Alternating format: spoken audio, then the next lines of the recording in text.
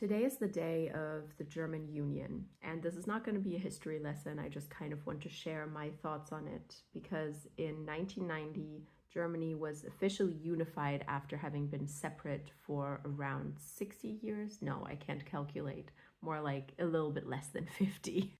As someone who lives in Berlin, of course, this was technically very life-changing for me, except I wasn't born yet. I was born in 1992, and in 1990, officially Germany unified, and in 89 the wall that was separating West Berlin from East Berlin was destroyed.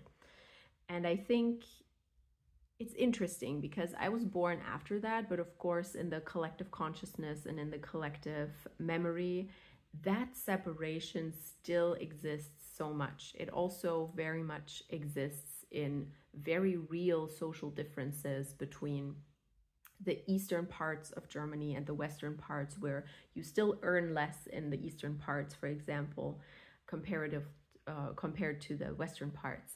But in my mind, also, it's such a non-topic because I was born in 1992. So I was like, why is everyone making such a big deal of it when I was a child, when I was growing up? I was like, why do people still talk about it? It's not a thing anymore. The wall is gone. We're not separated.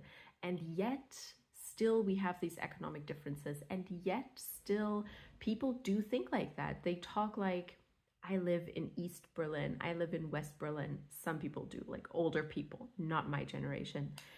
And depending on how your parents taught you that, you will still think like that. You will still kind of separate the world into East and West. And I think that's an interesting lesson on how things can change in reality, but people's mindsets don't really change. And it's a sad thing.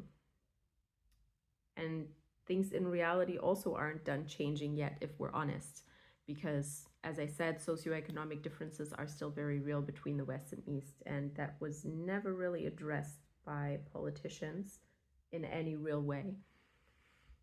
So it's no wonder that people still cling to that idea. And also, last point, when I grew up, like the past few years when I started getting into decolonization, I realized how much the narrative of Eastern Germany was also related to being colonized, because they look back on that time, they're like, oh, it was so great. And then basically West Germany / the powers at be in West Germany, France,